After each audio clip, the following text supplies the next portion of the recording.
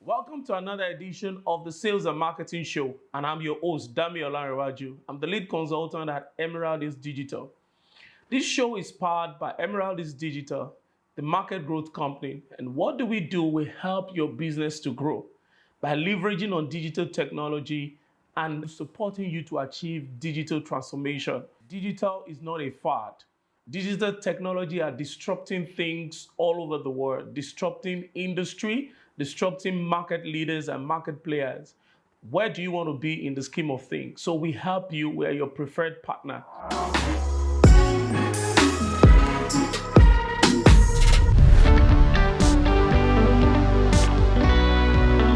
Before we go into this, I would like you to subscribe to our YouTube channel and also follow us across all social media platforms. What you also need to do is to subscribe to our weekly newsletter by going to emeraldis.com.ng. Browse around and try and check our blog posts. We have loads of blog posts covering different areas of digital marketing and marketing as a whole.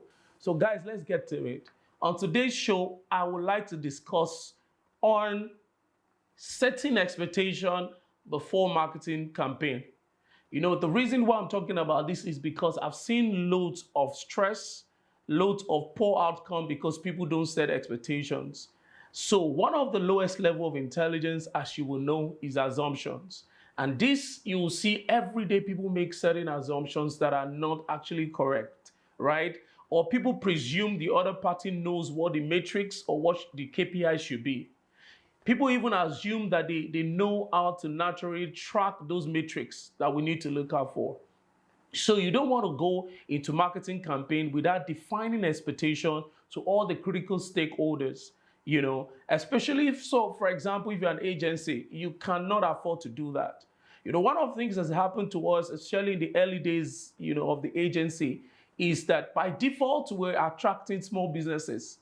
And one of the things that we were trying to promote is to actually help, SMEs to be top of mind to their clients, branding. Majorly, our digital execution and campaign was basically what would normally be the outcome that a corporate, a big corporation will want and would pay for. For example, the Pepsi, the Coca-Cola, the Unilever, P&G, most of the time their campaign is based on top of mind awareness, is based on getting people to do some activity. So they are not majorly looking at lead generation even on the platform. So the worst case scenario that will happen is that they will want the campaign to drive sales offline. But one of the things I realized about SMEs, because of the limitation as to marketing budget, they want their marketing dollars to bring ROI in, and the ROI in this instance is actually getting customers. So one of the things that we now discover after some few iteration is that for SMEs, what we basically sell is lead generation. So such that we can track that if you put in this X amount, right, you can actually get this number of leads. And based on conversion rate that varies from industry to industry, starting from some you have 2% conversion rate, some you have 5% conversion rate, some you can be lucky to have 20-30% conversion rate. So you're able to predict. So you need to set that expectation. You don't assume that, maybe you are a marketing manager within an establishment. You have to make sure that you and the sales team determines what a good outcome of that campaign will be.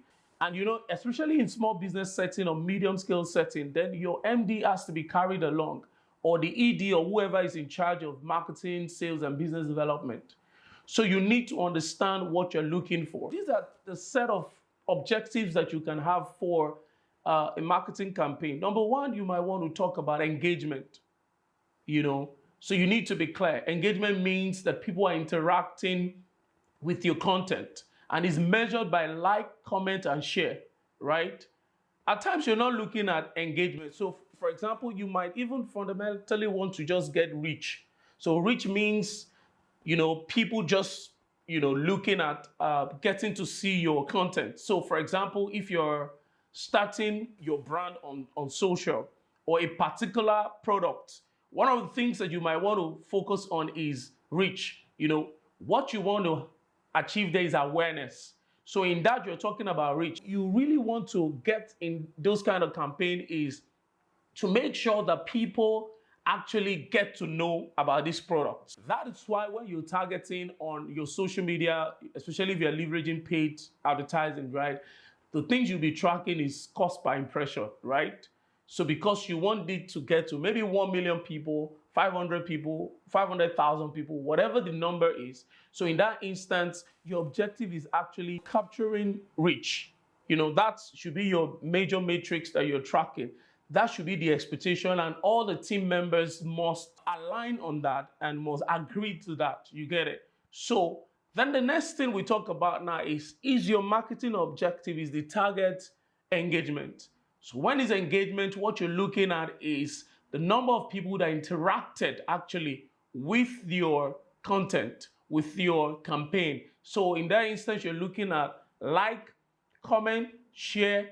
Those are the metrics that you use to track engagement. The good thing about this is that you can actually track this on all major social media platforms. As against traditional, where if you want to measure engagement, it has to be after the campaign. You can actually, on digital, you can measure real time and you can track, how people are interacting, and you can tweak one thing, a thing or two, right? To be able to, align to exactly what resonates with the prospect. So things must be clear. Your marketing objective in some can be for reach, which is just awareness. So in that instance, you're looking at cost per impression. Then in this instance, you're looking at the second level could be engagement. There are different kind of objectives, by the way. Even if you go on Facebook, when you're trying to set your ad, it gives you about 15 objectives, right? Or 16 where you can pick from. So I'm just giving an example. But it's a major error if you go into a campaign being open-ended, not defining what the key objectives will be. Now you have to, you have to talk about how the money was spent, and it's easier to track and to demonstrate or to define ROI by, defining your matrix or your objective in the first place. So we'll move to another type of objective, which is lead generation. And in lead generation, your focus, amongst others, is not only for awareness, it's not only for engagement, but you want to generate leads. So in this instance, you are not looking at reach, which is the number of people that you can potentially reach, which is measured around impressions, right? Or you're not looking at engagement, which talks about how well are people interacting with your content, which is measured by like, comment, and share, right? And the indices around that, right? Here around lead generation, you're looking at sales. The objective is very clear. Pure sales. You generate leads that can possibly convert to sales, right? And there are two ways to actually go about it. The first dimension to it is targeting broadly. Now, this happens when you're trying to get, you are not sure about the market yet. You are trying to get as much data as you can get about your prospect, how they're going to react to the product, how they're going to interact with the product. So you might want to target broadly. Also, you're also checking platform efficiency, right? As you know, in digital, all platforms are not equal relative to your prospect and your product. Your products might work on LinkedIn, might not work on Instagram, depending on what you're trying to sell. So, but in the first instance, you might not be sure. Again, that's why you should have pilot campaign when it comes to social media advertising or digital advertising as a whole. So you want to check what platform resonates with your prospect more. And also you want to check how well will the market interact with your product, So in that instance, it's advisable to target broadly. So you get all those data points and you analyze, right? You will see patterns definitely. And that leads us to the second way you can actually do your lead generation, which is being narrow, which means being focused. In other words, you're focused on your message, you're focused on your prospects, their demographics, their psychographics, the way they will interact with your products. Then you are platform focused, So in that instance, you can have more results, more return on your investment. So that happens when you've already gotten, remember when you first targeted broadly, you've gotten some data. Now you know what works or what will potentially work, right? So you can now double down, release more investment into that. You don't want to waste money. So once you can get all of these objectives right, you're good to go. You're good to go, right? So in summary, what we're trying to say is that before you go into a marketing campaign, the objectives must be clearly stated and agreed upon by all the party concerned. So that makes it easy for you. That makes the team to be able to know the metrics to track.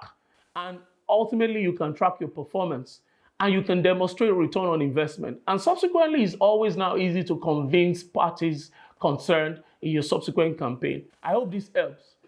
Now, before you go, I'd like you to subscribe to our YouTube channel and follow us across all social media platforms. We're dropping content every day of the week. We're here to help you grow as a business. And to that effect, I'm also inviting you to go online, to go to our website, www.emeraldist.com.ng, and sign up for our free digital strategy session, including a free report. A free blueprint will come out of that.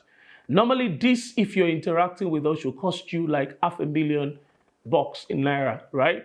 But we're giving it to you free of charge. However, it's for a limited time, so you might just want to take that action now. There's a particular time of the month when we open this offer because we can only attend to as much. So imagine about 50 people signing up for that. And we have to do 50 strategy sessions. We have to do 50 reports. It's going to be crazy. So what we do is that we restrict it to maybe max of 10 prospects, right? So you are actually going to also be verified. That's why you need to fill all the fields in the form, and we'll get back to you. We'll fix a time and a date either through phone, which is preferred, or coming on site to your site, which we don't mind, right? To interact with you and develop a blueprint for your brand, for your products, for your services, and it's all expense paid by us. It's free of charge. So go now, go to our website. You will see it all over our website, free strategy session, but it's for a limited time, right? And you can also go through the link below, right? Catch you.